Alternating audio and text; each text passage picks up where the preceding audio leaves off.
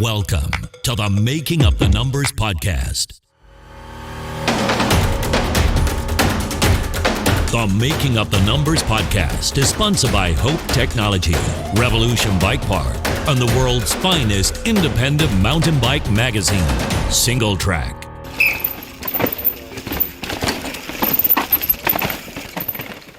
Hello, everyone, and welcome to episode 2 of season 3 of the podcast. 2 episodes down, and we're still in January. We've got a lot that we want to get done this year, so we're cracking on.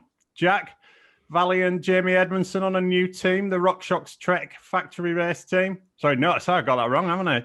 Jack, Valley, and Jamie Edmondson on a new team, the RockShox Trek race team. We didn't see that one coming, did we? No, we didn't. But I mean, we didn't really know where Jamie was going to go, did we? So it's no surprise to see him on kind of a new team, and that's a really good fit for Valley. So yeah, it's going to be exciting to see how that team rolls out this year. And just seeing tonight, Andreas Klobb on Atherton Racing. Yeah, big surprise. Yeah. Whether that's a marketing strategy to get into Europe with the Atherton bikes frames, who knows? But I mean, as we've just looked, he was 21st in the World Cup overall, so certainly deserves a ride. So it's good to see him get on there with the Athertons. Cool. So after the wild speculation of the hashtag Team Rumours show, we're back with something a little bit more factual this time. And we're talking about the differences between training for downhill and training for enduro. And joining us for the discussion, we're welcoming back to the show one of the leading motocross, downhill and enduro trainers on the planet. He's also the Intense Factory Racing team manager, but tonight he's wearing his PerformX hat. So let's say hello again to Todd Schumlick. Hey, Todd. How's it going? All good. Yourself? Great. Yeah, awesome. Todd, it's great to have you back with us. How are you doing after the health scare you had in 2020? Are you fully recovered? Talk us through where you're at. Well, I guess, I don't know what fully recovered is, but it's an ongoing medical tests. Medical tests trying to figure out the two things that are happening. Like for those who don't know, but heart attack. I'm 52 years of age and call myself relatively fit, I guess, and not a real lot of history of it in our family. So it was a little surprising. I'm actually glad you bring this up because I really think that this is something I want to talk more about. Through this was a big discovery for me and learning more outside of the, fitness world. And I'm always thinking that wellness is the foundation to fitness. And this really emphasized that. And my situation with my heart attack was I first of all encountered, it goes back to a lot of mountain bike. I had 5 years ago, I was on my way to actually see Richie and on my way to Crankworks. So again, mountain bike surrounding me. And I landed in Auckland after a trip to Fiji. And we know about all the blood clotting stuff we hear about when you're in a plane for a long time at high altitude. Anyways, landed in Auckland, had a stroke, was diagnosed as a stroke and was released with that it was misdiagnosed and it wasn't a stroke because I just recovered within 6 hours. And they said, but all the symptoms. Fast forward to 8 months ago, and I was out riding my mountain bike and thought I had heartburn, acid reflux and really burning in the center of my chest. Finished the ride. Relentlessly, I guess you could say, spent the next 4 or 5 days being very active, motocross weekend, actually communicated with the doctor the next day, said to me to come in and see for testing. 5 days later, got the test, trying to keep the story short, basically did blood tests and EKG and was told I had a heart attack.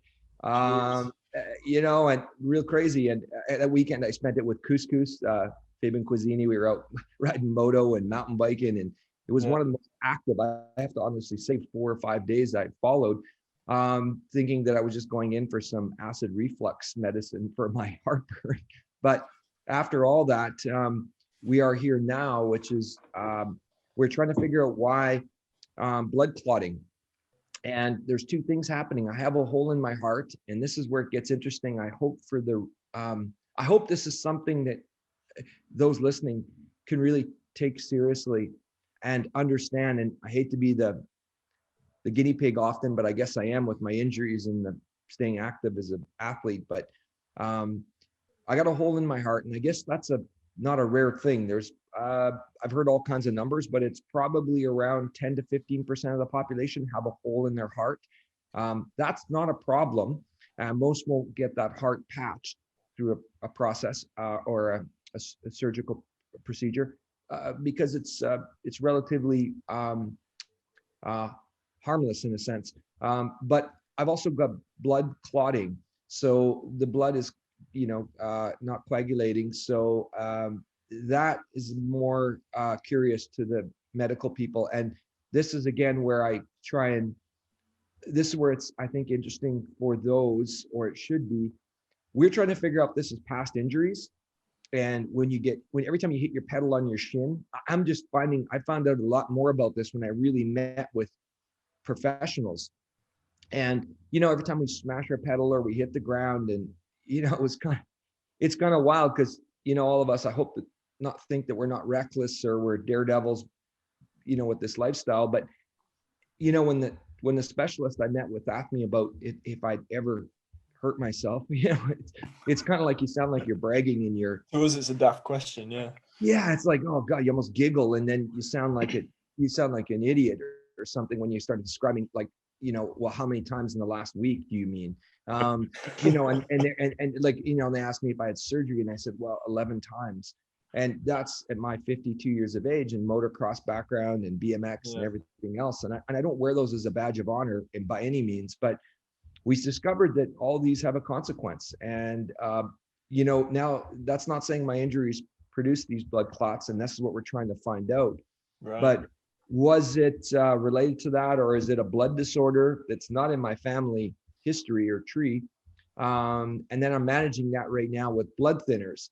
So I'd like to say, if anybody out there, I can't even tell you how many people have reached out to me anywhere of age and said, all the things you talked about in one of your, Instagram or something, or social or on Facebook when it first happened. And I kind of followed up, said, these are some of the same symptoms that I had, but I never seen the doctor. And I'm really scared. I don't want to find out what could be and all these things. And I think that's really that's not a good thing. I think you need to go and you have to trust the medical system and do this. Yeah, I couldn't agree more. I've never understood the concept of if there's something wrong, you don't want to know about it. If it's wrong, it's wrong. And you finding out about it isn't going to change whether it's wrong or not. It just means that people who are professionally trained to help can help. You're right, Jack. And but the phobia, we always wonder why us human beings are so complex and we have these phobias, but it's that. And I'm okay with it. Like, I've spent enough time at the hospital, and for me, it was just like, it's not even a question. You go see your doctor. But I think the big thing I've learned secondary to that is blood thinners. So I got on blood thinners at a high dosage, and this is a background. My doctor rides enduro, like lives and breathes it, enduro mountain bike, races it. And he's 50, and he also big wave surfs in Mexico. So you can imagine my doctor, not the most conservative type. Yeah. And when I asked him on these blood thinners, when I first started, like, what can I do? Like, how do I manage my riding? And he's like, well, first of all, you're not riding, you're going to play guitar for the next little while. And basically he was like, I don't want you doing anything, because not just the risk of a laceration or a cut, but if I hit my head and hemorrhaging and so bleeding out, right? And you can't put that on other people as well when you're riding. So wow, what a psychological. And I took a little time off, and then as they lowered the dosage, it was sort of, I took the advice, but I also managed it on my own. And I realized when I tried to go back and be safe, it was the worst riding of my life. Like, I was literally almost falling everywhere. And I think the first day after was a great example. I went out I fell off a bridge because a bear jumped out at me. I'm shortening all these stories for your sake of it. This is true. The very day after, Richie will tell you about this. He wasn't here, but there's enough people that witnessed it. And I also, just put a hole almost through my finger an hour later, taking a license plate off a car. And I caused myself more havoc by just sitting around home. So I was just made a decision I was going to start, it wasn't exercising wasn't going to be damaging. It was just the risk of injury. Yeah. And so I get people coming up to me. So that question is like, how are you doing? You know, I've always doing the same as I did prior to this. It's just been managing staying active or taking risk. And that's a whole other episode, but it's, well, it's good to hear that you're back out doing stuff, and that's good that you're back riding.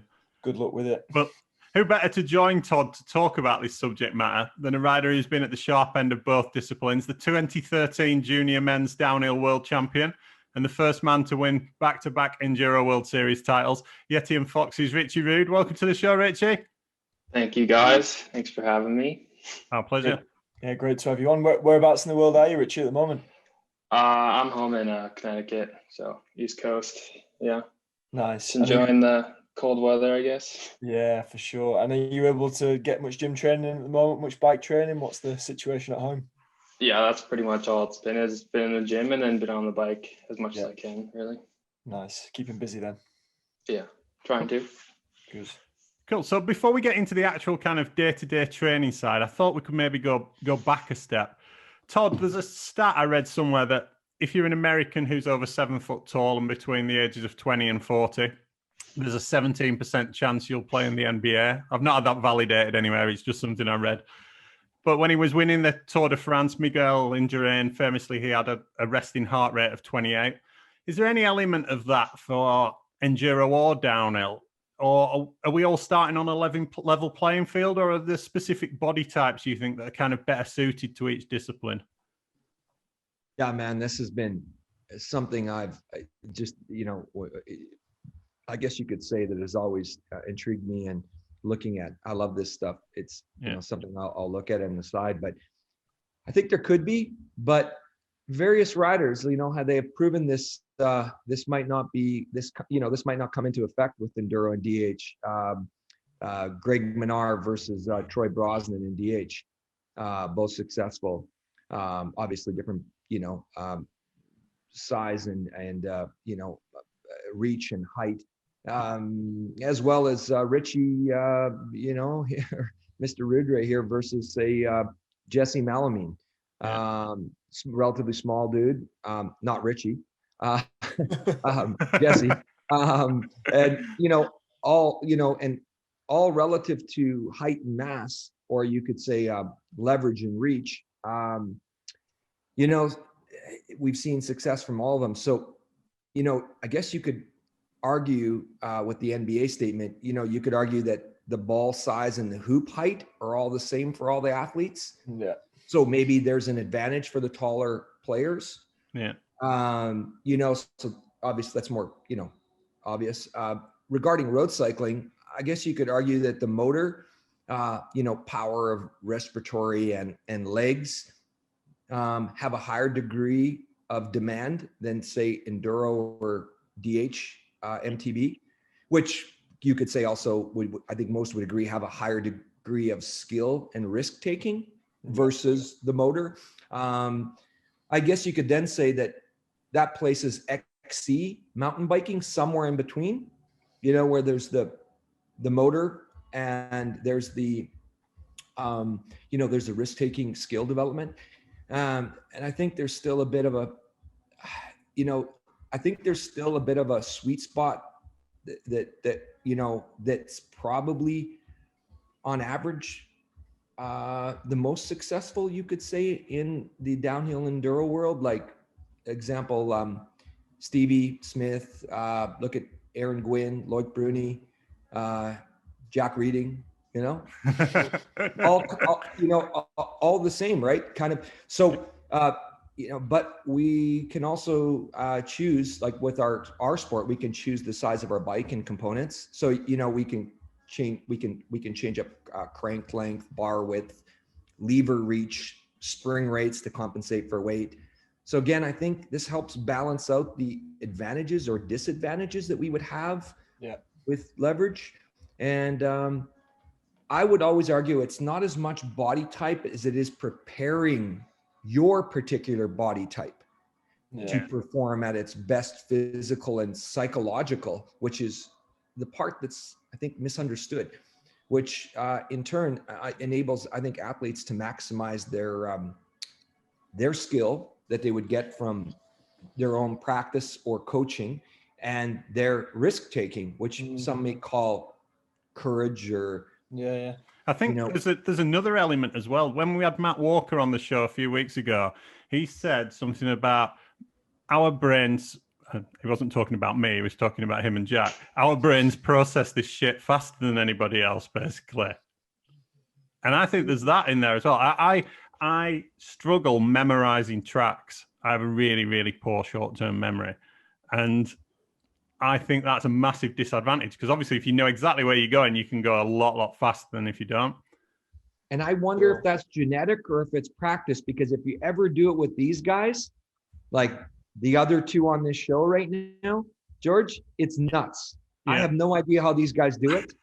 I totally agree with them. Like, I swear Richie in the past, he'd be walking down and he would answer, he'd have 40 people on the go on his text messages. Back in the day, Richie, no more, I know that. But I would get to the bottom and he'd be like, I remember him in Blinky walking down Argentina. I'll never forget it. I swear to you, I thought he didn't pay one attention. And then Blinky was like, hey, I'm not going to try and do my best Kiwi accent, but he's like, Richie, you remember that fifth corner or that rock on the inside? And Richie's like, yeah, was that brown one? Like, and I was there something. And I was like, like, how do you remember that? Like, I don't remember even where we started. Like, and I totally agree. That's a good one. I'd say there's two important things with that. One is sure practice. Like, I didn't start racing properly until I was like 19, 20. And I remember back then, remembering tracks was difficult. And like, I was lucky if in my first couple of seasons, if I could remember to visualize an entire track. Whereas now I could visualize my exact race run from Loser, which was 2.5 months ago, every braking point, every pedal stroke. But that's just 10, 11 years of practice doing that. And then the other one is riders like Richie, who started racing when they were like 15. And by racing, I mean racing, world level racing at that age. They were so young when they started performing that skill that the brain will get good at it much quicker than, like you said, George, how old were you when you started trying to remember tracks? Yeah, 40. Yeah, so. Exactly. So yeah. For me, I'd say there's those two. George, Todd, I wanted to ask you something. You said about riders and their different strengths and weaknesses, and being able to kind of, all riders can work to make the best of themselves. Would you say it's more important for a rider to say, right, this is what I'm good at and I'm going to work that strength? Or would you say it's the opposite? It's really important for the riders to go, right, well, hang on, based on my body type, this is what I will struggle more with. I need to really work on that to bring that up. Or are you going to say it's both? Both. Yeah. Like, it's, man, you give me that answer and I'm going to buy that, I swear this is the stuff that keeps me up at night too. It's like, do you focus on your weaknesses or do you enhance your strengths? It goes back to something really simple. When I started with Richie, this is like our 8th year together. I'll never forget. I was working with Stevie Smith and, and I saw, I think some of the guys were paying attention. Hopefully this is not a build up for me in Performex, but I came along in the scene and I was from motocross and I went into the mountain bike. And I always say this to people straight up, like, put us to the test. If we're talking shit or if we're telling ourselves we're this or that, then call anybody out. I don't care. We do that in all ways, right? We do that with bikes. We do that with tires. We test. And I always said this. And, I might've just latched on to a really good rider like Stevie Smith and had success. And that's the only reason that I was a good salesman and I got him on. But the reality was with Stevie, I always remember that we had this progress and I was just learning and we were taking from motocross and trying to figure out his body type and exactly what you're saying, Jack. Like, I was like, okay, Stevie is, he's really good at this and he's weak at that. So should we push that or more? Or is it psychologically better for him to keep pushing like this or that? And I'd say that I've zigged and zagged through this my whole career, but I remember back to Richie. Richie started with me. I'll never forget it. We were in Leogang, Austria, and he just approached me and he's like, I think he said 3 words and the 3 were, I hire you. And then, you know, like, sorry, Richie, I'm going to toss you once in a while under the bus, but, you know, and then I think like as much as it's, you know, I could be the opposite,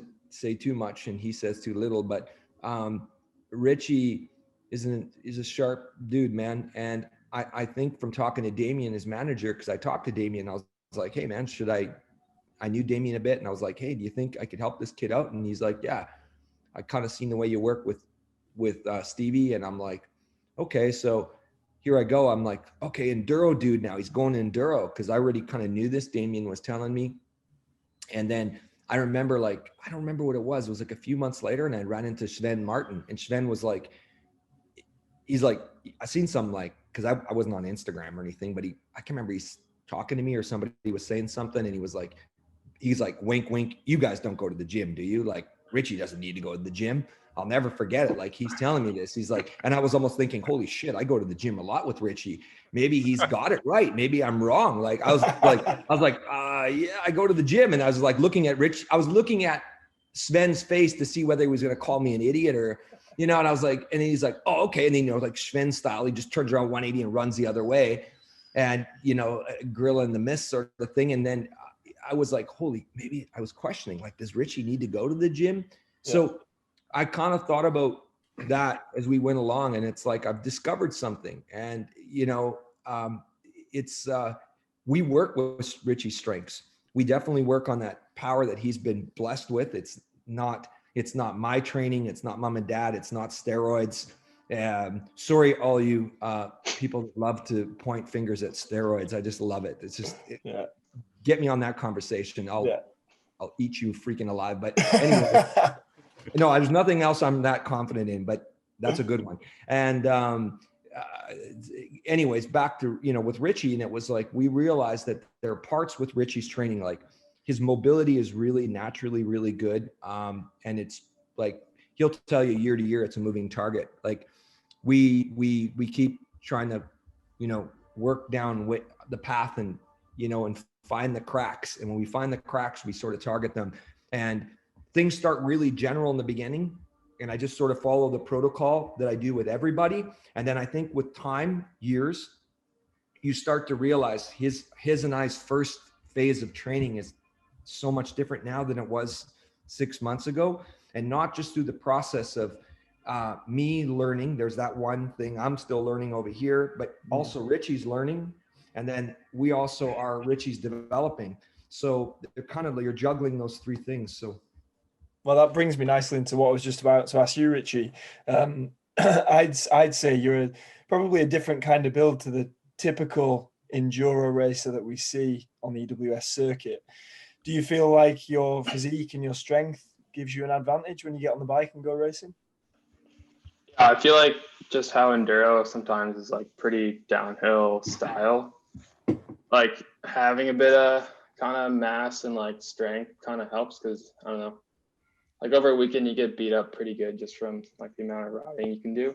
Yep. So on like that end, I think it's good. Just, you know, you can like handle yourself through the weekend and whatnot. And just like obviously enduro can be a lot about just carrying speed. And I know like, when my teammates follow me, like you know, some of the kids and they're a fair bit lighter, like Casper, I can just roll away from them on, you know, on like a good decline, and you know, he's pedaling to keep up. So yeah, good there. And yeah, I think like one of the things I think I've had to work on throughout like my enduro career is just like being heavier. You know, you have to carry that mass around all day up the hills. So like trying to build that base to kind of push myself around. Yeah, it can be quite hard, but I think just like I've always been, you know, heavier. Yeah. So like I know how to, you know, handle my body really, like that kind of, you know, strength and power has always been there. So like, it's not like, you know, one day you have like a 20-pound, you know, weight in your backpack. Yeah. So it's like, I don't know, I can handle myself. And I grew up like kind of riding tight trails. So, you know, being a bigger dude, I actually can, you know, twist through tight trees and stuff pretty well. So I think that's kind of nice. But Is that something you guys address quite heavily in the winter, making sure that your engine, or whatever we want to call it, is like really good, so that you don't get tired, as you said, carrying yourself around on a long EWS weekend? yeah, but I mean, I think it's a good time to try and be on the bike a bit more, and when you don't have to worry about so much about like, I guess, being on the bike and like getting that skill in, you can sit on the road bike a bit. Yeah. When the weather's nice. But I think also nothing beats like going through like a race weekend and getting that kind of training from there. If it's like a, Sure. not EWS, but like a B race per se. Yeah, for sure. Just for us, and I guess for the listeners, Richie, are you happy to tell us how tall are you and how much do you weigh, like roughly? Because I don't even want to guess. I'm 5'11", yeah, and about 205 pounds. Yeah, okay. 93 kilo or something. Yeah, okay. So, have you always been athletic, like when you were younger at school and stuff? When did you start riding? Yeah, I mean, I always like rode bikes from when I was little, and then I did track a bit during school, and yeah, I played sports like football and stuff like that. So I've always been active. Yeah, okay. So you turned pro at 15, is that correct? With Yeti? Yeah, I think so. I was just a month ago, I was looking at when I got my first pro license, and I think it was 15 or nice. I think it was 15. So obviously you then graduated from high school while racing all over the globe. Did you find it difficult doing the racing and your education, or did you kind of do the minimum required at school just to get through? How did you play that one? Yeah, I mean, to like beginning of high school, I was kind of balancing both pretty well because I wasn't traveling as much. But then the last 2 years, I was traveling a bit more, and obviously I enjoyed riding bikes way more than doing schoolwork. So, yeah, I kind of just did what I could to get by, and I just really wanted to focus on riding, really. Yeah, well, it certainly worked. So, yeah, living the dream. Todd, when you're designing a training program, what are you training for? Would I be right in kind of thinking that for downhill, you're looking for explosive power, enduro, a mix of power, and as Richie said before, stamina to get you around the whole loop, the whole weekend? Well, yeah, like I think we're raising those questions in this conversation so far. Like you're listening to Richie and somebody were going, whoa, 205 pounds, guys. I mean, and you hear the word, right? We get stuck with these words. Like when I don't know what you guys think, but when I first heard enduro, I thought endurance, right? Enduro. And somehow, this is where when Richie started, and I thought, okay, that makes sense if this kid's going to go fast downhill. He's got that short term, you would consider, most people would understanding when I say short term, whatever, 3 to 5 minutes downhill racing. You got the mass, like you said, it's no, Richie brought it up. He said, he noticed he just, he just starts accelerating, pointing downhill because of obviously mass. I don't know if most people know this, but when you look at downhill skiers, it's a moving target. Forever, the downhill world, my friend was one of the top ski coaches in the world, and worked with Bodie Miller and Darren Rolfs, and worked for Red Bull, and had a lot of successful years. And, they would just pack the mass on these skiers, these, downhill skiers, alpine skiers, because they could see that weight would accelerate. That's just physics, right? So it kind of made sense, but then there's a caveat with that weight, right? You got to carry that weight. That weight is more fatiguing if you don't have that, which Richie brought up, developing that fitness to support that weight, which is partly not a training.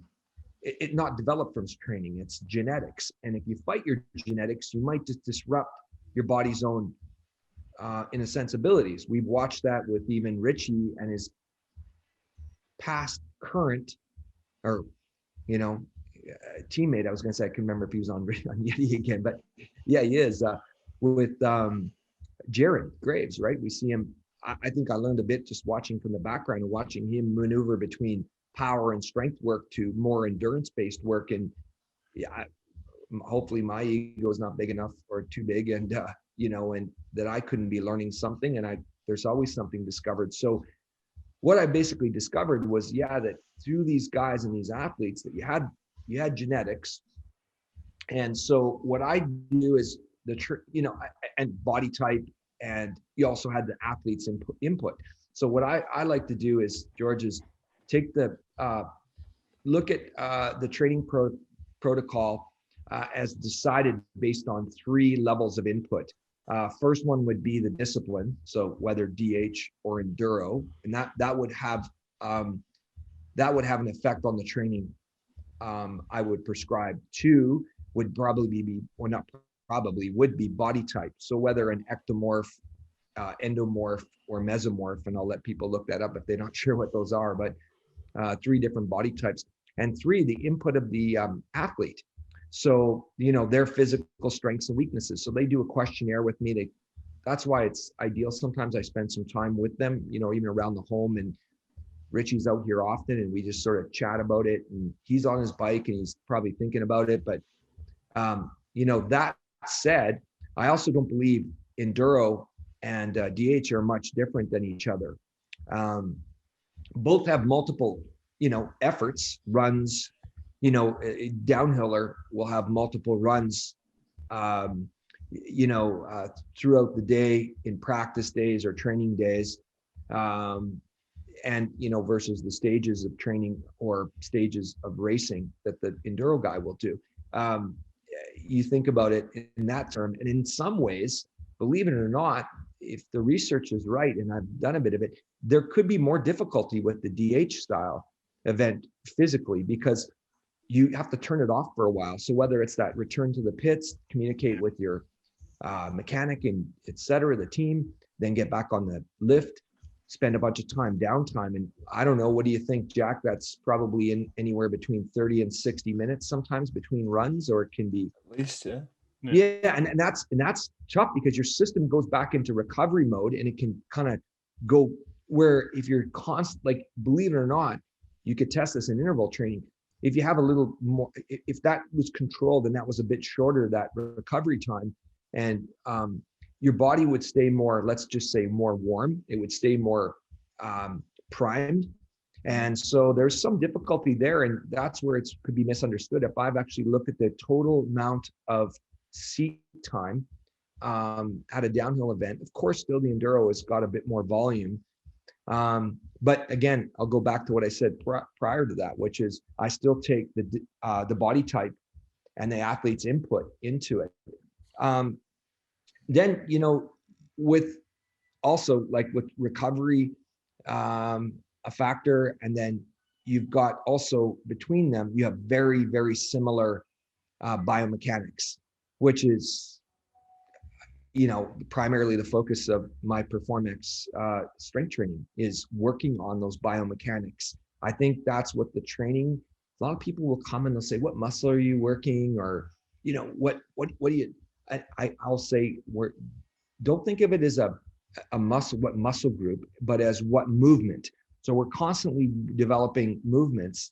And that's kind of the focus a bit more. And those movements are quite similar. The kinematics of a DH versus an enduro bike are quite similar, especially these days. They seem to be getting closer and closer as we see bikes get more slack and long and whatever. And the physical and psychological demands of both versions of racing are similar. Like, if there's arguments that, you hear people, I was talking this to Nigel Page recently, like the tracks are gnarlier for enduro or whatever. Well, yes and no, right? It's all relative. I would say that you got to remember that charging on a smaller bike, even if the pace was a bit slower, is going to be just as physically demanding, if not more. So, you got a lower travel bike, so it's going to be more physically demanding than the big bike in some ways on a course or on a track. And then you have, including the descending at near the same angles or pitch. So that puts the body at a certain position physically. And then you have the demand of the terrain. So you've got like, roots, rocks, whatever, drops, jumps, the chunder, the rough stuff that requires physical effort or applies physical demand.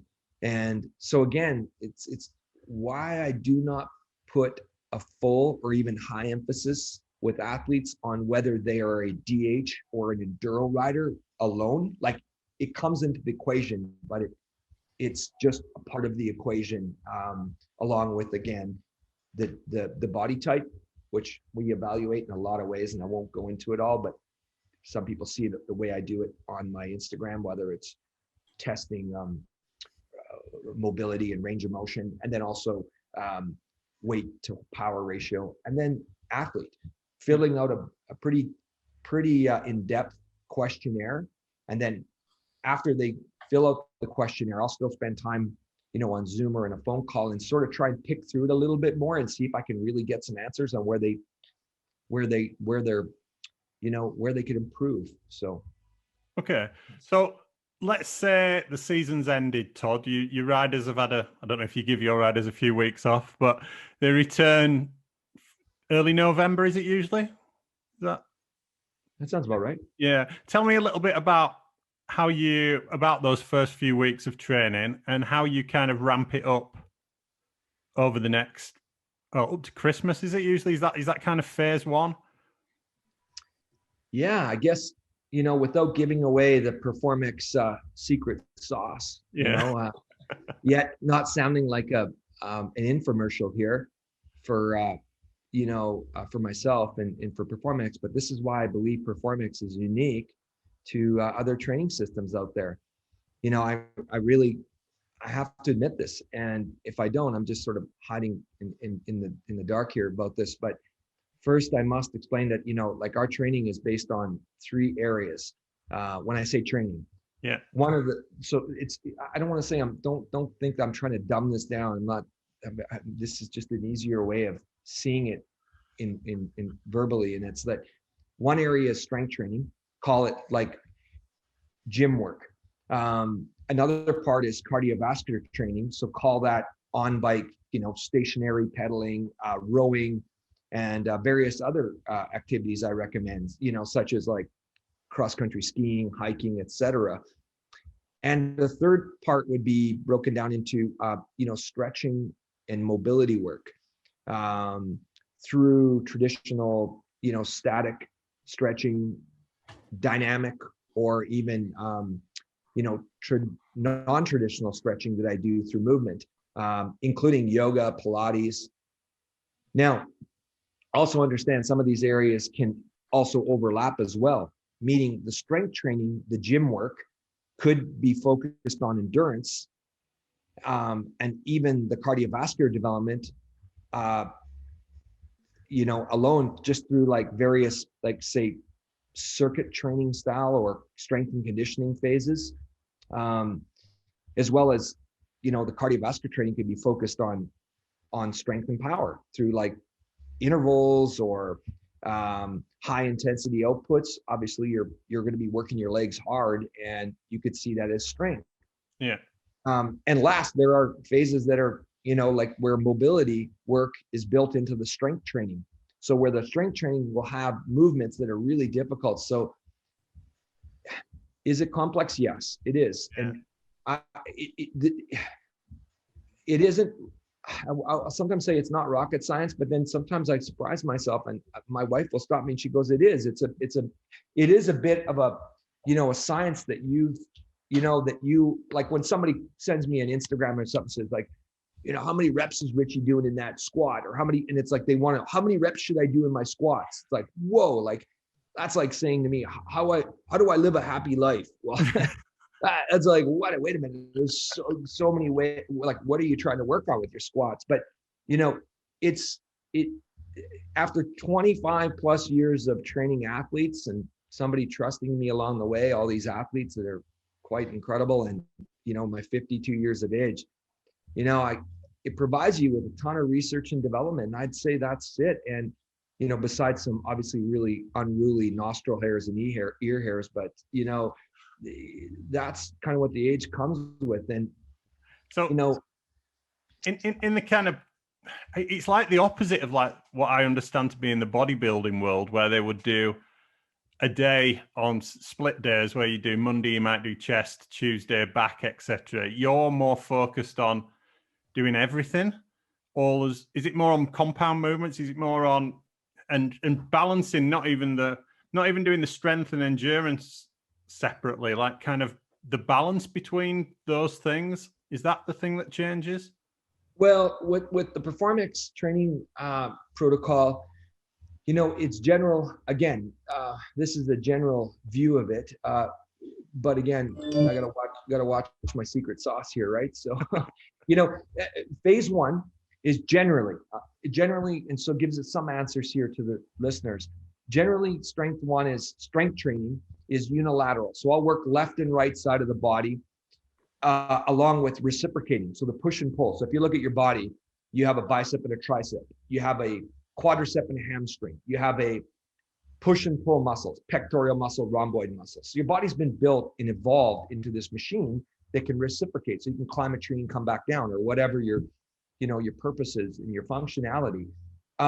So I'll work that and I'll try and get that into balance. That I don't mind saying. It sounds like, I said I wouldn't give away secret sauce, but the reality is it's not, anybody can go out there right now and do some push and pull exercises and do, left and right side of their body. But I have to admit that it's taken me a long time.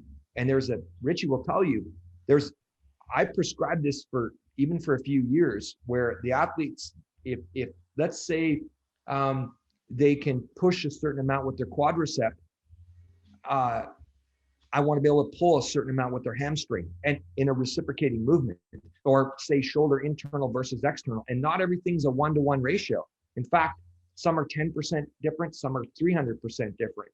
And I studied this through the Gray's Anatomy book, and through one of my professors was given the name Mr. Perform X, because I used to say, hey, if you perform X, shouldn't you be able to perform Y? And he said, you got to call your company that, because you always say it. And true story. Yeah. So the strength training has got to be, that's where I start phase one. Cardiovascular training, another protocol, is more, as we know, developing the aerobic at level one, I call it development. And then the stretching and mobility work is static stretching, very basic stuff, and some yoga low intensity.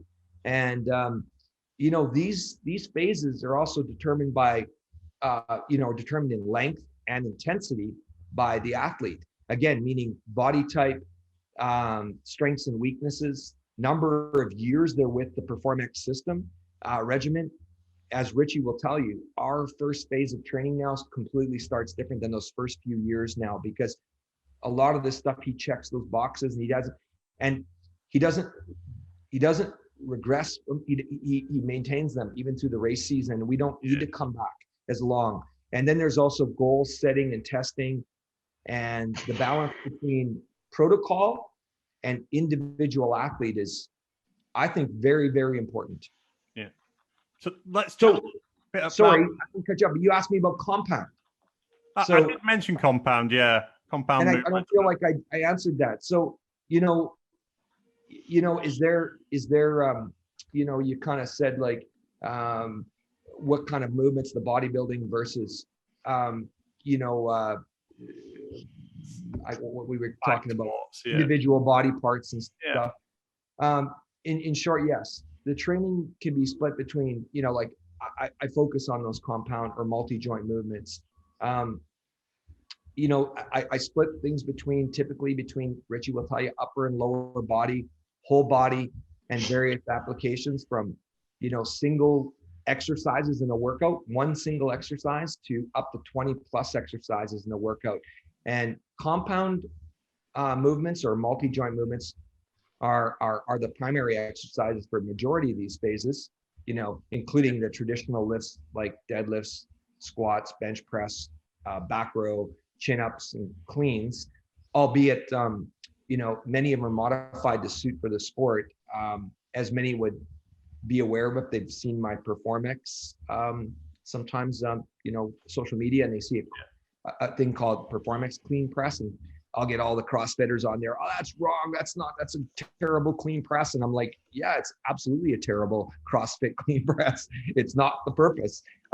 This is directed towards the MTB. We're not seeing how much weight we can lift. We're not in competition to see how much lift. I actually would like to see athletes get away with the greatest amount of work from the least amount of resistance. So there's a challenge to the biomechanics there. Yeah, I'd like to add some of that too. It's like we always see, I think a couple of Instagram, you know, they post pictures of squats or something, and we're doing clean and press. And I always like to call it the Performex clean and press, because it's not quite what like traditional might be, but it's also like we don't technically need the traditional, you know, clean press to, whereas like the one we do is a little more shoulder involved, and yeah, it's like we're not always going for that max rep weight. It's a little more functional for us. So closer to being what you would experience being on the bike. Yeah. So let's talk a little bit about that time on the bike that you spend, because Jack, I don't think you're a big fan of road bikes. Have you got a road bike? No, I did have for a while, but I mean, we don't really live in a country for it. I mean, the roads here are so dangerous. They're so busy on this tiny little island, and then the weather is just always shit. So I have a watt bike at home, which is part of my training for various things. But no, are you a big road bike fan, Richie? Yeah, I got into it a couple of years ago, and I don't know, I always enjoy it a bit just because it's, you know, it's nice to get away from the mountain bike for a little bit. Yeah, I lived somewhere else for sure, but here it's just like, oh, yeah, it's always tough. You ride the e-bike a lot, Jack? Yeah, I mean, for downhill, I see it as being essential. I know Todd will agree with me because I've seen him say this exact thing on his own Instagram. But like, I can go out on the e-bike and do 2 hours somewhere where there's no flat miles. It's just up to the top and then back down, and just repetition, just smashing the lines, just getting the runs in.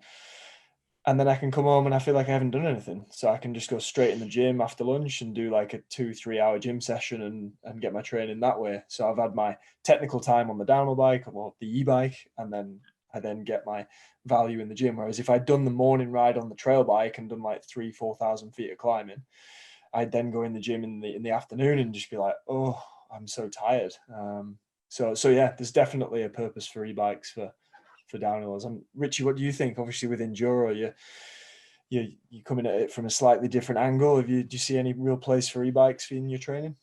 Yeah, I mean, I think it definitely depends where you live. If I lived where Todd lived, I'd definitely have an e-bike. I'd probably ride it all the time. I probably wouldn't ride a road bike at all. But yeah, I'm not in the like greatest place for an e-bike. Like there's not a ton of climbing or anything, so okay, it's good enough for me just get out on the mountain bike and do a cruisy ride. But yeah, I think e-bike would be cool just because you also have like the added weight, which I think would be, you know, interesting to ride around with. I haven't ridden too many e-bikes, so I can't say much. So, but I'd ride one for sure. Yeah, to be fair, that's something I definitely agree with. Whenever I usually kind of do it in blocks, and I'll ride the e-bike for a little bit, and then I'll have a little bit of time off it. And whenever I come off it and hop on either my trail bike or my downhill bike, like last Friday was the first time I've ridden my downhill bike since loser. So that's like, as I said, 2.5 months, and my downhill bike felt light.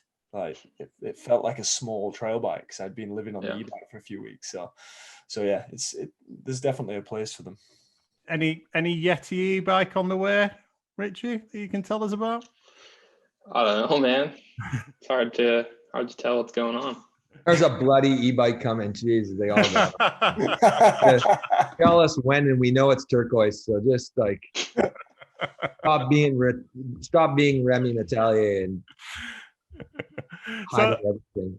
So Todd, it's kind of becoming apparent because you work with Richie and athletes of that level. It seems to me that there isn't really, like I was thinking when we started this conversation, there was going to be phases of definite phases when things change and when the emphasis on training changes. But because of the kind of level of rider you work with, they never seem to drop below a certain level, and it's just a constant evolving plan. Is that right? Is that? Well, hey, listen, if you don't mind, because it's on my mind, and you guys are just talking, I just want to throw kind of 2 cents, and this will kind of flow right into what you asked. And the big thing is, you know, you guys were talking about this on-bike stuff, whether it's road cycling or e-bike, because this is so interesting to people. I've actually got an article coming up on Pink Bike about this. And it's like, you know, like the quick answer with road bikes, aerobic development is important, which we all know science proves that, to develop our best anaerobic ability, which is, a majority of our sport is anaerobic, especially with high intensity, short efforts. And so the pyramid, Chris Carmichael, a lot of people out there that are cardiovascular experts have proven this, this pyramid effect, that you build this base. Everybody likes to use the word. And I often ask, actually, I have to be honest, somebody asked me last night and I said, do you know what base means? And they get no idea. They think they thought it was the base coming from their 10-inch sub, but it's like, no, the base is the bottom end of that aerobic. And I'm not going to go into an understanding of mitochondria and respiratory system, but you need to build that foundation to the base. So we realized that road cycling can be quite, it can be a great tool to do that. And Jack and I think in Richie saying these things have been great, because they're saying that, depending on their climate or their, is it, I know now I've got athletes in California who just said, Aaron Gwin, he's like, doesn't really want to ride. We actually talked about this last week. And he's like, I don't want to be on the road anymore. Too many people have gotten hurt getting hit by a car.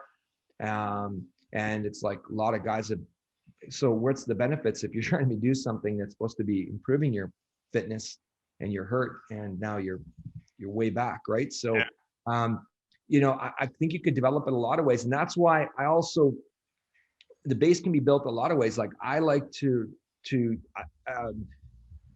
get guys on road bikes, as Richie just told you. And I told him to get a cyclocross bike a while back ago too. But I like to keep it, I like to keep it a bit more dynamic as well, because the problem with the road bike is it starts to become quite an overuse thing of linear movements. And then eventually can develop some habits of incorrect body position and alignment. This is quite obvious when you see a road cyclist and you see their position, their tuck or their arrow position, and they're just using their quads. They're trying to be as efficient as possible. So, and that's not always our goal with our mountain biking. So that's why I prescribe more dynamic stuff too, like using MTB and again, even e-bike to put in that volume of base or that low intensity volume to build that aerobic base, so you can build that anaerobic base. And also rowing and cross-country skiing, again, depending on, I'm not gonna ask some guy in SoCal to do cross-country skiing unless he's willing to drive, 6 hours to Big Bear every day. But, snowshoeing and hiking and running and even swimming. That said, I'm also not opposed to that road cycling. Again, Richie can confirm that he did 75 miles today on his indoor trainer. That was a big one. Yeah. So e-bike, what do I see there is, this is part of the conversation. I did this e-bike thing on Pink Bike a while ago with Seth Sherlock. And it's like, they're a great tool because you can, like Jack said, you can kind of control your environment. But what I like too is, like, I've been doing it around here for a while. It shocked me because I've been riding with a group of guys that got me together, and really neat, like Christian Beijing, guy from the original Crank movies. Everybody who's more than 30 years old knows about the Crank series. He's kind of my neighbor. And a bunch of those guys asked me last year in the spring, do you want to join our e-bike crew? And I was like, all right, I got my e-bike from Europe. I brought it over. I went over there expecting all of us to put these things in eco mode, because these guys are pretty fit and strong guys, including I got Dave Nerona in the group, who's an X3-time endurance world champion, like the 24-hour endurance. So I had these guys surrounded by fit guys. I go over there in eco mode and we're going to go pedal, and they're all, they're slagging me. They're like, what are you doing, dude? Put that sumbitch in full, boost mode. We got into boost mode. The level of intensity these guys were riding in, we climbed and got to, like Richie was saying, in my area, Squamish, we got to an area that would have took 4 hours of climbing, and we got there in 45 minutes. Yeah. But it was up to, like, whether it was ego or whether it was, whatever, I could go solo and do it at any level I want. But that day it was aerobic, anaerobic. But the difference was there, I got a much greater level of descending. So that's also physical. And we can't forget that. That's also whole body and grip and hinging at the hips and supporting your body weight. And it can be static. It can be dynamic, meaning you're moving or you're staying still. And that's a whole other level of fitness that you don't create when you're just on a road bike pedaling. So I'm not going to say that, one is better than the other. It's like they're all different. So just kind of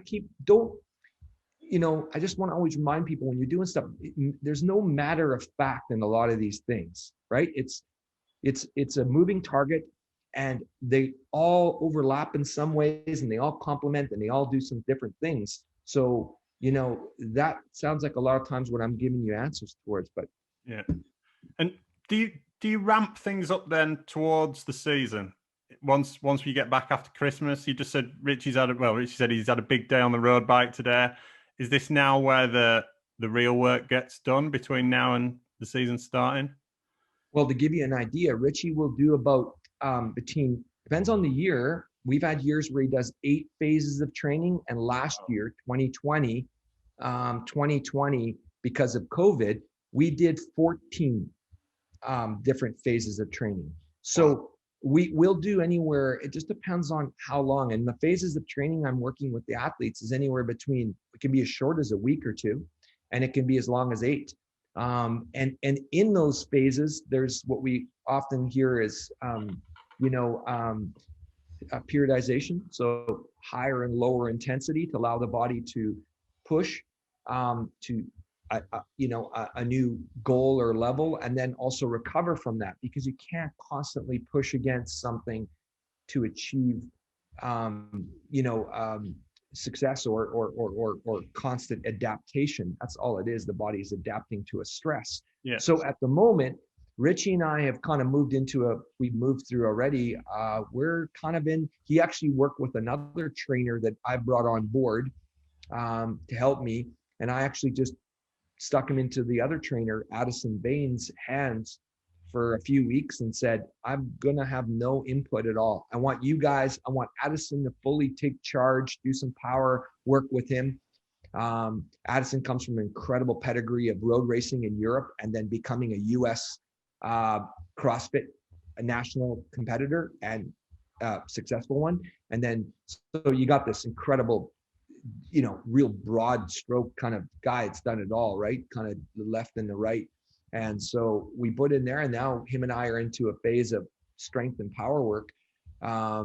We just did 2 programs that are completely opposing each other. One more focused on, aerobic endurance and including the strength training and muscle endurance. And then now we're going for max strength and leverage phase. So the phases will change a lot. And generally the intensity levels will, like the efforts, the fatigue will generally, and I think Richie would agree with this, but it builds towards the season and peaks probably within about a month prior to the start of the season. Yeah. Okay. And how is that very similar to what you do with Aaron from a downhill perspective? Absolutely. Like similar. Yeah. Like, it's the analogy that if you went to Fox and you told them, hey, Jordy, I don't like what do you call it, upside down fork, that's what the moto guys call it, right? Or the right side up or whatever you want to call it. And you said the shock spring should be this long. He's going to tell you to go pound sand, right? He's going to say, no, dude, this is the way it's not because they can't just go make it. It's just proven that this works. But then you tune it for each individual rider. So then you start valving it, you tune it, but the general structure. So I'd say that with my training, I could tell you everybody is individually absolutely different. That would be complete. And it's not hopefully so that I can get away with less work or, I think anybody that knows me and spent time around me say I'm not a fan of that. I'm all about, if anything, I might be too enthusiastic about that, but I would say that again, it goes back to that body type, and that strengths and weaknesses, and then what is this a new athlete with me? And are they generally learning the new stuff with me? Like, are they generally getting a handle on this protocol that happens through these phases of training? Or is it Richie, who's done it quite a few times, and I'll get on the beginning and we'll be like, we'll kind of chat about it and I'll almost get their input, like, hey, what do you think we need to be right now? And, something we don't, it sounds like is there a method to the madness? There is 100%. If I was going to quickly outline it, we start with that dynamic stuff, that reciprocating left and right, we balance. I talked about that. We move into a strength phase. And that strength phase lays down some foundation. Then we usually go into some power work. And if you're unsure of the difference between strength and power, I often say to people, my greatest focus with my athletes with this is understanding power, and understanding the difference, and to understand that that's typically the goal. And power is force times distance, over time. So you could say that this, the strength, the force is the strength, I guess you could say, and the distance and time is the endurance. So my ultimate goal through these phases of training is for the athlete to come out the other end pre-season with the highest level of power. And that's where I work. And so power is really what I've just mentioned, is basically strength meeting the right balance of endurance. And when strength balances with endurance, that's power. And that to me is the sport. And if I was to go any further, I would start giving you the ingredients of the secret sauce, right? And so, hopefully it's not too cheeky, but that's it. You obviously kind of measure everything. Yeah. Yeah. Do you expect your riders to improve their numbers every year if they want to get faster, or do you keep them on a level? No, I want to see improvement every year. There's no reason that adaptation should not go that direction. I mean, Richie will tell you, I know his numbers. We keep a file, I keep it. I can't ask him to do it every week. I can't even ask him to do it every month. But your fitness at a certain point is not about leaps and bounds. It's about nudging, small nudges. And those small nudges are not only a physiological change, but they're also a psychological change. And, we're not even talking about the psychological part. Like, you hear it, like you hear all the motocross athletes, and whether they're being in, we're all watching Supercross or something. And training is psychological. And so some of it's more, Richie's more aware of. Like, I'll say to him, hey, dude, recently there's an 8,000 meter row. We got to set a new record. A month or 3 weeks later, we got okay, there's a new deadlift effort I want to be able to do. So something could be a strength goal. It could be an endurance goal. And some of it he's more aware of. And to be honest with you, some of this stuff is just, the athlete is not conscious of it. It's more, maybe that's why I got a friend of mine a long time ago told me I should make a Jedi level decal and it's like, I'm not going to pretend to be, Obi-Wan Kenobi here or Yoda or something, but I really love the psychology. I studied it and I realized that, it's called priming. And if they do it at NASA, they do it at these big, and it's like these things you need to do, these priming, and look up priming psychological, and you'll see that these things that you can do create this environment so that the athlete is constantly just getting biofeedback that's saying to them, hey, you're improving. Yeah. And so maybe when they get to they get the top of their run, or they get the top of their race day, I've always said it, that psychologically, I get athletes that say, I need to work on my confidence. And I will say, I don't necessarily think that's the goal. It's the confidence is there. If you guys are riding, if they're racing downhill bikes and, doing these sports and riding enduro, they got the confidence, but it's often, the roadblocks are more, self-doubt. And if you, the doubting, and so to me, we're trying to do things that are going to start removing self-doubt. And then it just frees the athlete up to be more, let's say, take advantage of their best ability, their skill and their physical ability and their risk taking. So little things that you can do to nudge that year after year, that's really important. So hopefully, do you still get self-doubt, Richie? You've won the EWS twice. Yeah, I mean, there's always a bit of, that going through your head when you haven't like raced or something in a while, but yeah, I don't know. I'm always confident, like with Todd, obviously, like we've been working for a while and, like it's worked in the past. So, yeah. And if you know you're ahead on your numbers on certain things, is that what Todd's talking about? You sit in the start line and you think, well, I'm ahead on this, I'm ahead on that. I should be able to smash it. I think at that point, I'm probably not thinking about it too much, but probably a bit. Yeah, I mean, I think when I'm feeling confident, like in the gym or on the bike or something, it definitely helps when you line up and you're like, all right, I had a good off season. Like I have no reason not to do well. So that definitely helps. Yeah. And once the season starts, Todd, is it more of a kind of holding pattern? Yeah, that's a great way of with travel and the ability to if it's probably been the greatest learning experience for myself. It's like, because we're not Olympic athletes, we're not, let's say, peaking or going to a singular time period or event. We've got a season that's spread out sometimes massively, like potentially this coming year, right, Jack, with our our spring and almost fall series, depending on how things work out and whether the Olympics happen and blah blah blah. So when is the off season? So like for us with the downhillers, we might go back into some real heavy protocol with 2 months off.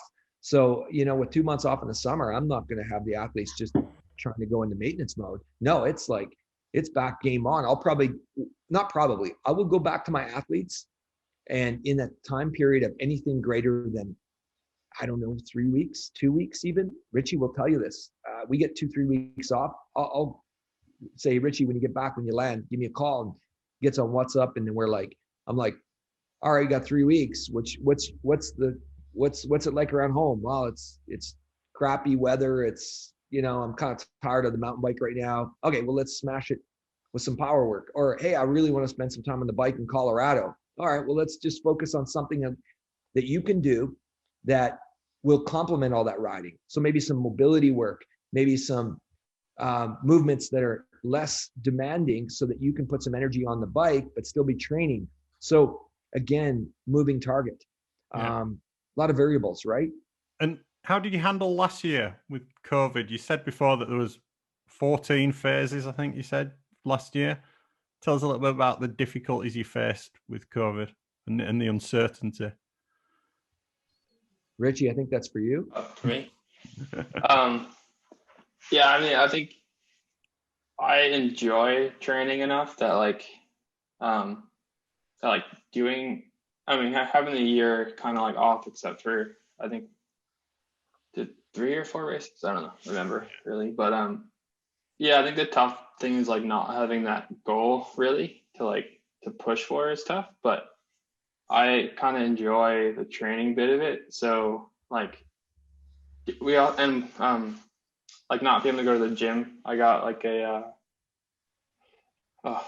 bar and weights. So we did a little bit more like that style training a bit over the summer. So I kind of kept it fresh and kept it interesting. So that was kind of nice actually. So they didn't like burn me out too much with training and stuff. So I actually, I guess, quite enjoyed it. Definitely had some weeks where like pretty unmotivated, didn't, I guess, like feel like pushing that hard. But Todd also created some little challenges within like the Performance group we have. So it kept things, exciting when you didn't exactly feel like doing a bunch of stuff. Cool. Nice. So coming on to age a little bit, in the DH environment, other than obviously Manar, it seems like there's kind of a little bit of a cutoff around the age of 30 in terms of that, like winning the races. We think Pete is the only person to be world champion after the age of 30 in the downhill scene. But obviously Sam Hill won back-to-back EWS titles over the age of 30. Todd, how do you think age affects the training and the different disciplines? What would you say to that? I don't know. I think in general, it's the same rules apply to life. You know, are you as motivated when you're, like what's the human experience, right? Like we leave school and we want to be on our own, and, we want to buy a house, I guess. I don't know. Not everybody. I don't think it's for everybody, but you put a shelter and you get a family maybe. I mean, I don't have kids, but I've always been surrounded by them and the teams and the sports. And I think your goals change with time over life, or like your ambition levels change. Like, I don't know about you, Jack, with your business and stuff and what you've done. I can't say it's just completely based on age. Like, I've been more focused this last couple years on my business than I have in 25 some years. We're working on our online training. And I mean, I don't know, I've just got more energy for it because I'm more determined. And it's like, back in the day, you're working, you're grinding, you're doing stuff, handing people your business card because you want to put whatever. Maybe you want to put money in the account. Maybe you want to show people you're capable of. Maybe it's your ego. Maybe it's your this and that. So maybe when you're younger, it's like, I don't know, some people will talk about also like ignorance being bliss, right? Like you don't get hurt.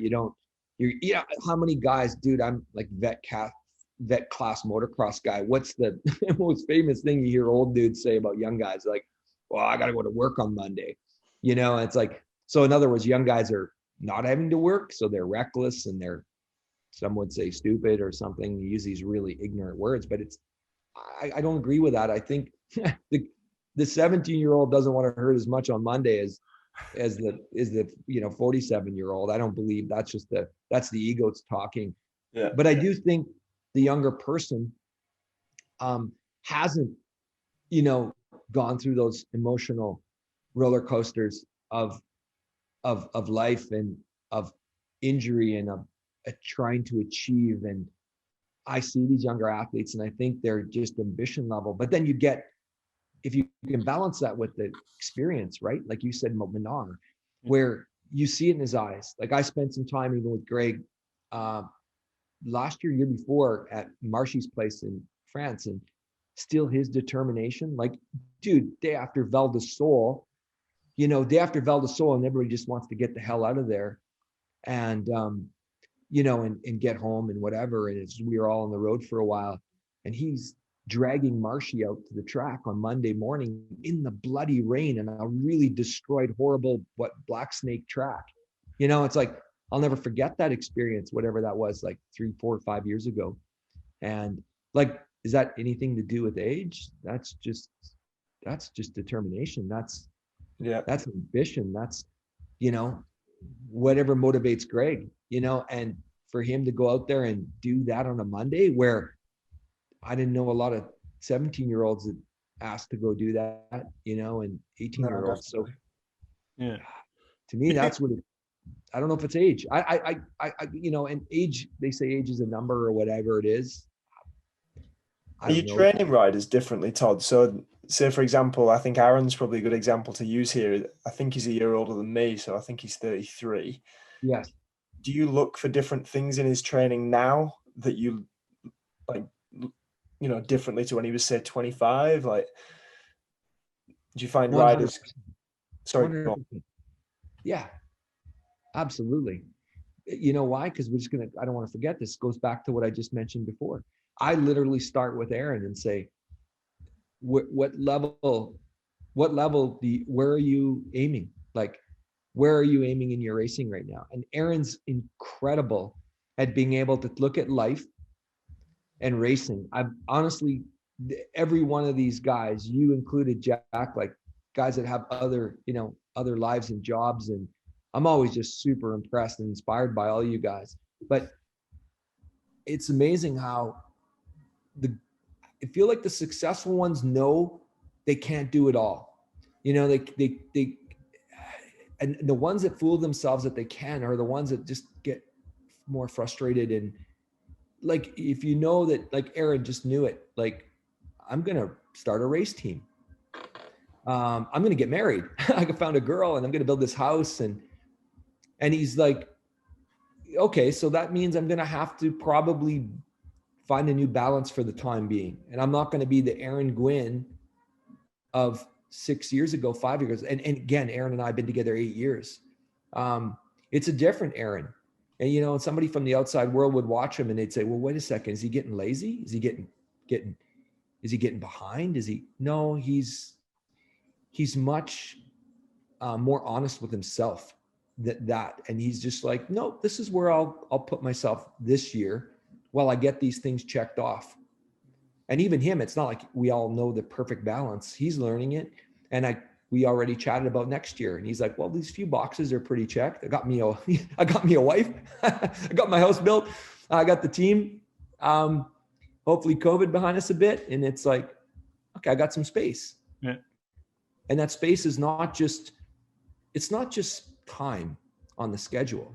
It's space in your mind. It's energy. I'm not going to get all spiritual here on you, but there's a lot of variables, and the guys that really get that. I mean, I've talked this about Minar, and Minar said it like one time to me. It's like, you got to create that balance and space in your life. And I think the good ones, they learn that. You can only do so much, can't you? There's only so many hours in the day, and you can only focus on so many things. And to be at the very top of anything, it has to be I imagine. I don't know if I've ever been at the very top of anything. Richie, you've been at the very top. Do you think you've won the Enduro World Series a couple of times? Endurance sports, I remember I did a couple of 24-hour races a long time ago, and the world champion, I think, was in his 40s at that time. Enduro, do you think you can still get better? You're 25 now? Yeah, I mean, I think there's still a ton of room to improve. I mean, I always feel like there's areas in training or just in riding in general that I could get better at. And obviously seeing Sam, like, he still schools us all. And it's like, you know, and Jared, like, he wasn't that young either when he won his title. So it's like, there's clearly like a lot of time left to, you know. Do you feel a bit like, if you were in the world of downhill, you'd kind of be at your peak now, but do you feel a bit like in the world of enduro, you're still on the way up? Yeah, I would think so. And I think as long as you're willing to take that risk and whatnot, there should be like no reason why you couldn't, you know, keep improving, I guess. Yeah. So Todd, you've worked with loads of riders. Obviously, we've named quite a few of them tonight.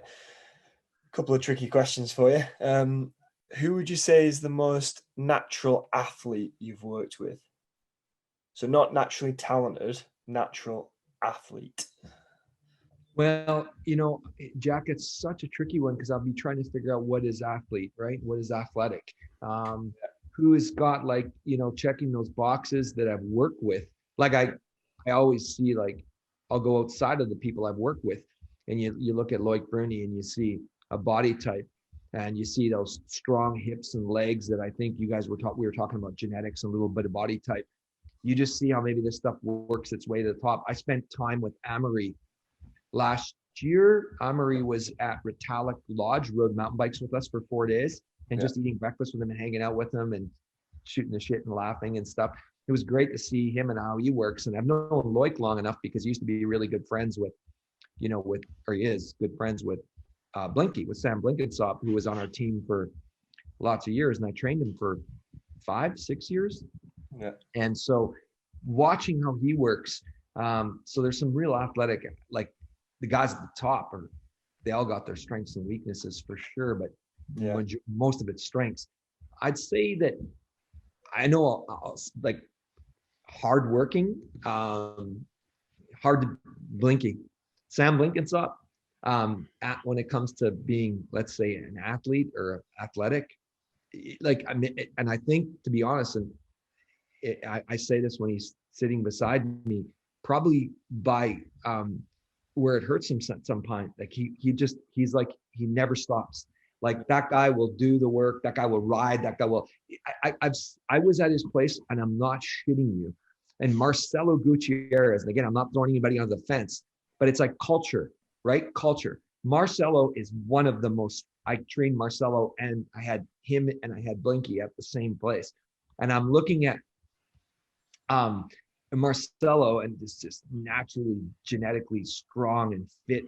You know, we always hear about his lungs from being at high altitude, probably, and the way he was just born and his training, all those things making this real great athlete. But he's at Blinky's in the backyard, and, you know, he gets up and comes out and has his coffee, you know, Colombian, you know, has his coffee and sitting down. He's got his little slippers on, and he's like, Sam, we should do something this morning. Sam's like, already built the fence in my backyard.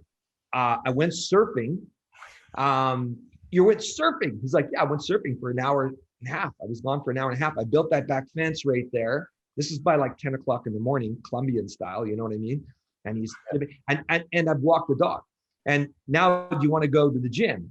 Well, Marcel says, wow, you're going to go to the gym? I say, go to the gym. And they got back, and they came back, and they went downhill riding. And at the end of the night, Blinky wanted to go climb to the top of some Cornet Peak, I think it was, to go look at the landscape and stuff. And I was just like, you know, so driven, loves to move, loves to be physical. Yes. It's so the athlete is, you know, if a guy who's willing to put in the time, Blinky, Nice. Attention to detail guy, towards the end, Stevie Smith, like, Well, that showed in that season, didn't it? He was like, yeah, what I saw from the beginning, which was this guy that just wanted to go to the bar and stand up and kick people's teeth out. And then, you know, seriously, like that part. And then, you know, eat nachos and drink beer and hang out with Darren Bearclaw, to this guy at the end of his, you know, towards the end of our relationship. And unfortunately in life for him, yeah. I'll never forget when he was at my house with my wife and I, and it was the year, like we set a plan. I'm not going to, anybody knows me and knows the Red Bull guys will call me out in this. When I started with him, I said he's going to win the World Cup Series in 5 years. And on the 5th year, he won it. And we said that I saw this constant thing happening. And the 5th year is at my house. And I may never forget, on a Sunday, I made a bunch of pancakes, best quality pancakes, Belton flour, blah, blah, blah. And I said, Sunday, you know, fun day, right? Sunday, relax day, you know, like most of the athletes and myself, I love it, right? And I said, hey, you know, put this little bit like country butter on these things. That's really good this morning. And I got this maple syrup that one of my athletes gave me from Quebec. And he was just like, I get why I'm having the pancakes and the nuts and seeds and all the things, but why the sugar, right? Syrup, and why the butter? And I said, tastes good. And it's Sunday. He's like, yeah, but if you can't convince me it's going to do anything for me to make me better on my bike right now, I have no interest in it. I'll just eat the pancakes and the nuts. And that wasn't a bullshit statement. He was constantly like this in his last year. Yeah. He constantly wanted to do something better than, and you know who will tell you that is Brooke McDonald. Brooke will tell you they were filming when they were filming with the Anthill Boys, and he was staying in his little tent. And not only did he have his little business running really good, he was organized with Gabe. He had all his bikes in the line. His tent was perfect. He had all the snacks. He had all supplements. He was not going to go filming out with certain hours of sleep. Like the attention to detail in that last year. So does that make him an incredible athlete? Yeah. You know, otherwise, we all know Mr. Richard Rude here. I mean, is he the strongest athlete, you know, I've worked with? Absolutely. Does he have the greatest mobility? Which most people would be surprised if you've seen the dude's flexibility. It's mind-blowing. And you'd think, you know, because he's big and heavy, he wouldn't have this endurance. Well, two-time champ will tell you otherwise. And so, you know, Jack is, you know, I know how hardworking you are. You balance, what do you got, 4 kids now? Oh, no kids.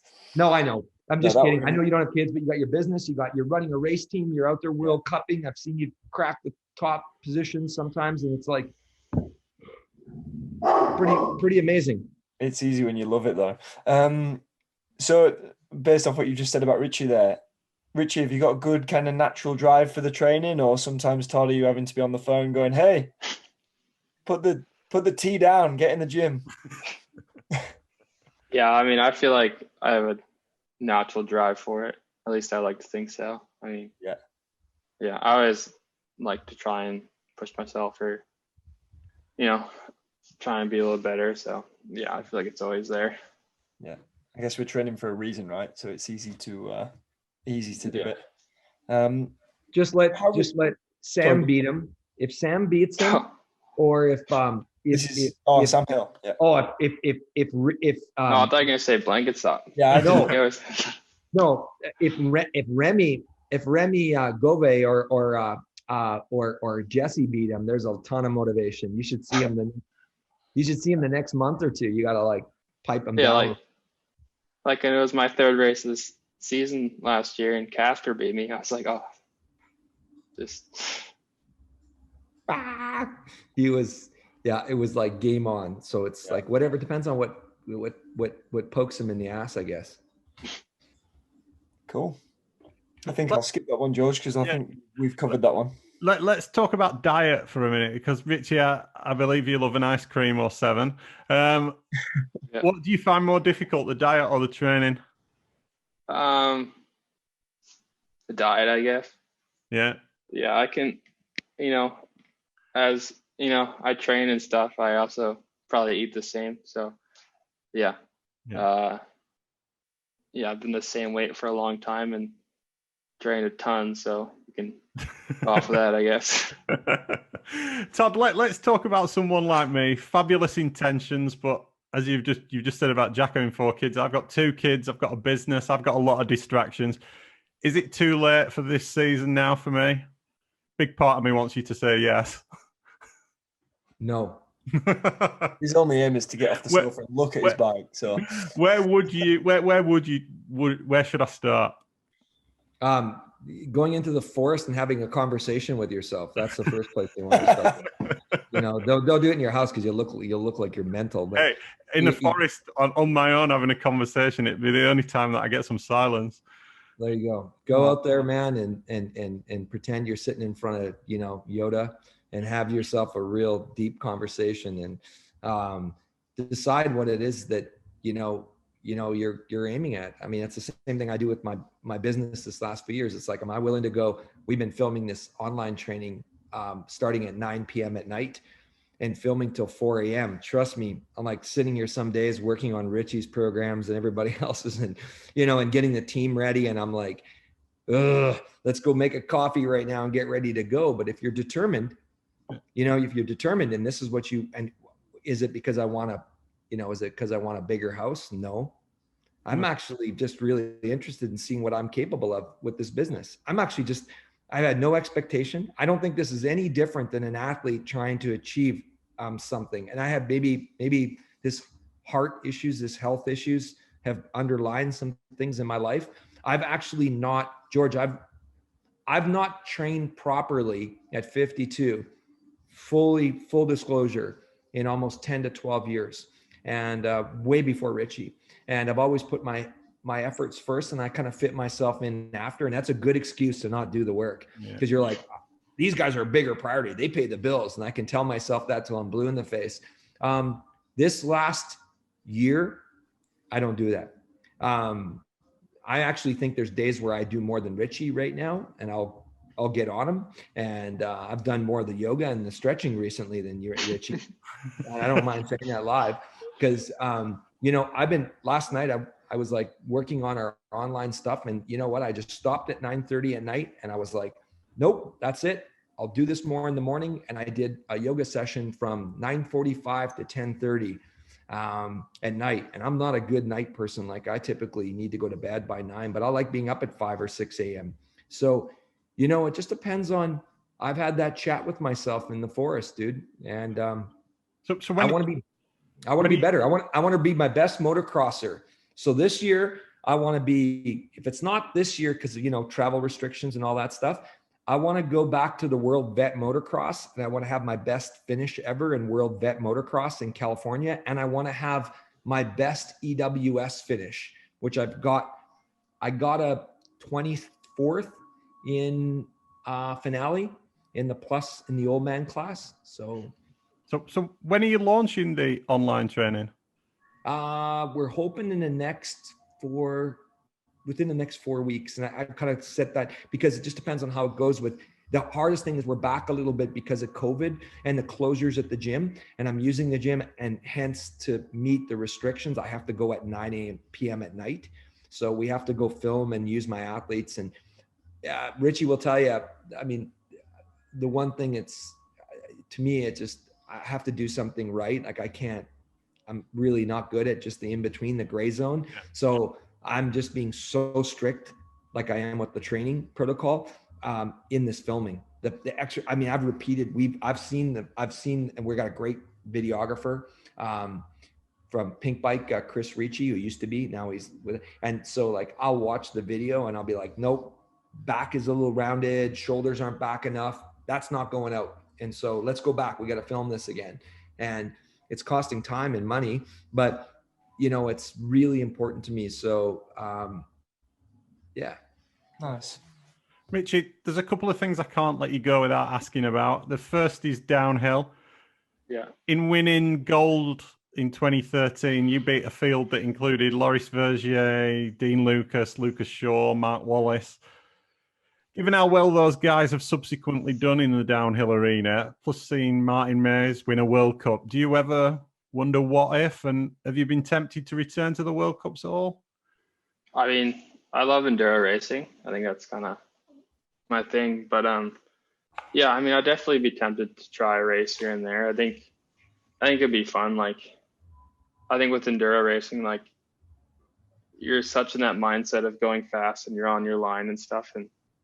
But like, there's sometimes those like couple of stages where like 3 to 4 minutes long, and it's just like, you always just feel so much more focused. And yeah, I think it'd be fun to try like a downer race, but at the same time, it's like, I also would want to do well, and I'd probably want to like be on a downhill bike for a month or two beforehand, just because I know how much those guys send it. And I feel like I do send on enduro bike, but it's definitely like brought back by, 10% sometimes.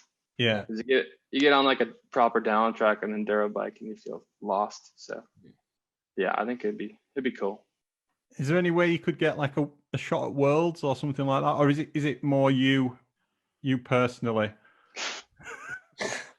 Not having that, being able to do that commitment to doing it. Yeah, I think just having the time to like do a couple races here and there, and at least be able to make it to get chosen. But I think then it's like, if you do get chosen, then it's like, well, would you rather have somebody who's been riding downhill all year take the spot over you? So I'd probably just try a random World Cup if I can get in. For the people listening, Todd is holding up a piece of paper that says WC 2022, and I don't know whether it means World Cups 2022 or whether it means World Championships 2022. Both. I don't know what you're talking about. I just hold a banana right here.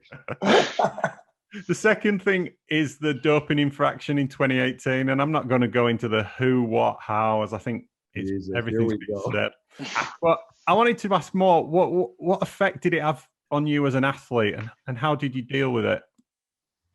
I guess I almost feel like it's a lot like how we dealt with this year with COVID and everything. It's kind of like something just gets thrown at you and you don't really know what to do, I guess. And and then like with not being able to race, it was definitely weird to try and like I don't know, get motivated to train and stuff. But I think like the one nice thing about like kind of having the time off, I guess, is I kind of rode my bike and enjoyed it a lot more, and just kind of like watched the races. And I went to Squamish for I think a month or so and really enjoyed that. And so it was kind of good in that aspect, but not a good situation at all.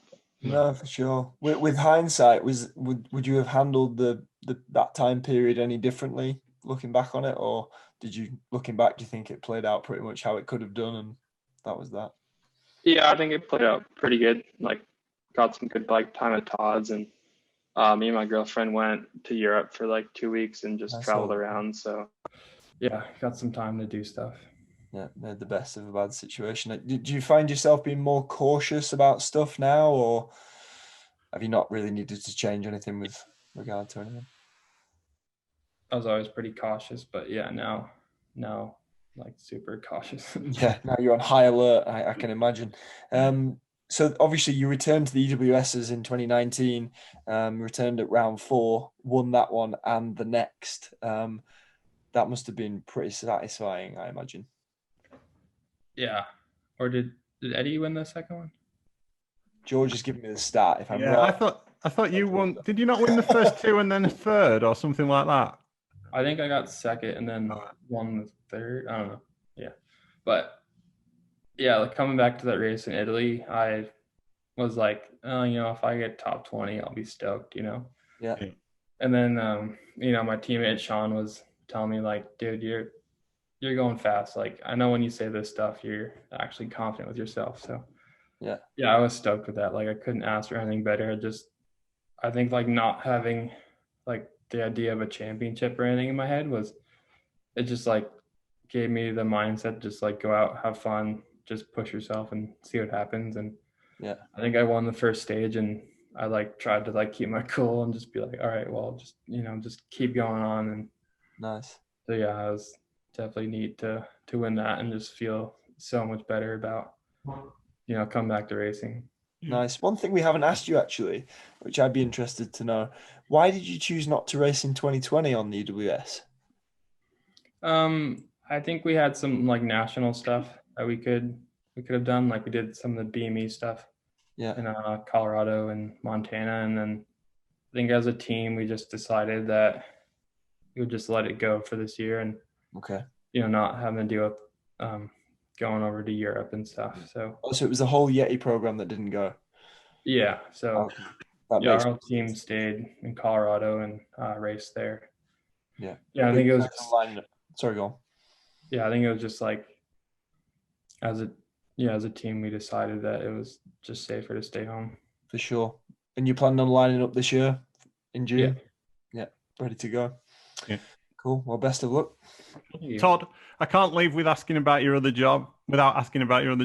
As I mentioned in the intro, you're the Intense Factory Racing team boss. How are things shaping up for 2021? Maybe just before Richie sneaks away, I just got one more question. Yeah. 6.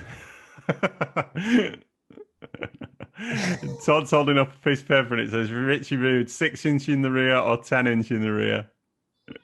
That's the real question. Unreal.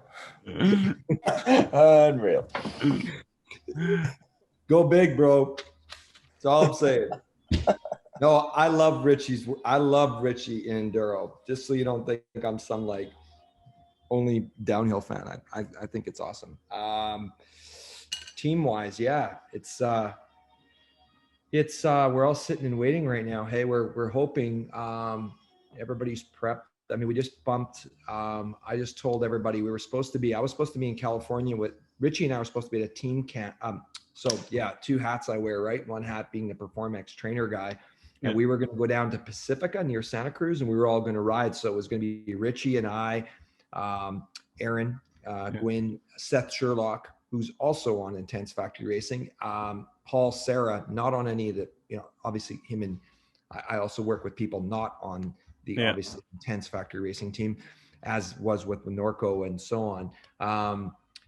And we were all going to go down there and do training, but we canceled because I could make it there. We can fly into the US right now. It's cool, but I don't know if it's cool. That's a moving target as well. It's like, what's considered essential work and what's not. So Richie kind of made the decision, and I was like, dude, do you feel like, going out to the West Coast? And he was just like, I don't think it's the right thing to do right now. So we all just said, and I agreed. It's like, yeah, let's stay home. Let's do the right thing. And I think that's all of us are in that dilemma. What's the right thing to do is what's essential, what's work, I think that's what the whole planet is learning right now is the new, values. So right now the team's organized for a team camp. February 23rd, we're going to get together. 23rd, we're getting down there. We're planning to get together with Intense. You know, typical things, right? Get photos, get some video, test our new bikes. We have some stuff going on with DH, so it's pretty neat. We got Seth, the final piece of the puzzle to get on the new 279. Aaron's moving over to another new bike, which we can't say much about right now, but that's pretty cool. And then we've got down the road, we got some new trail bikes coming too. So they've got lots going on, which we stay involved in. And I don't know where, and also, oh yeah, and we have pretty cool thing going on with Ryan Dungey. It's coming with us as well. So it should be pretty cool, but just found out. But yeah, I hope, but we're starting to kind of watch morning. I get on here and see if it's cool for us to travel. And it might just be a situation where actually Seth and I have to stay home because Seth Sherlock is also in Squamish. Yeah. And again, he's also a Performex athlete and an Intense Factory Racing team member and a rider. And so, yeah, we look good. We got I think we've got everything in place. I was just sitting here. We just got a message for shipments to Europe. We've got a Europe address as well. As Jack will tell you, there's a lot of stuff to balance. Yeah. And but it's I don't know. I enjoy staying busy. So cool. If that's the word. Yeah. Well, thanks very much to both of you for making the time to come on the show, and best of luck to you both in 2021. It's certainly been enlightening for me. It just shows how much out of my depth I am, particularly when it comes to fitness. Don't forget to keep an eye out for the new Performex online training available, as Todd says, in the next few weeks. Is Instagram the best place to keep track? I think so. I think get on Instagram, Performex Training, and just look me up there, and then you'll see the updates there. And also just people can send me a message, and I'll get them on my email list. And just last, if you don't mind, just guys, just focus on, if there's anything I tried to summarize with the training without being too mysterious, just remember that training isn't always is obvious. And so I hear people will just point at something and say that's my fitness, because somebody out pedals you up a hill doesn't make them a better fitness. That makes them better at climbing up a hill than you. It doesn't necessarily make them better than you at all your fitness abilities. So hanging onto your bike with your grip or anything else. So be a little bit more open-minded about what your fitness is than simply lifting. I know we were going to chat about some stuff about even low reps versus high reps and stuff. It's all relevant. Everything is based on a relevance of something. So if this kind of stuff got you intrigued and you're kind of wondering what I'm kind of talking about, I tell people, send me a message.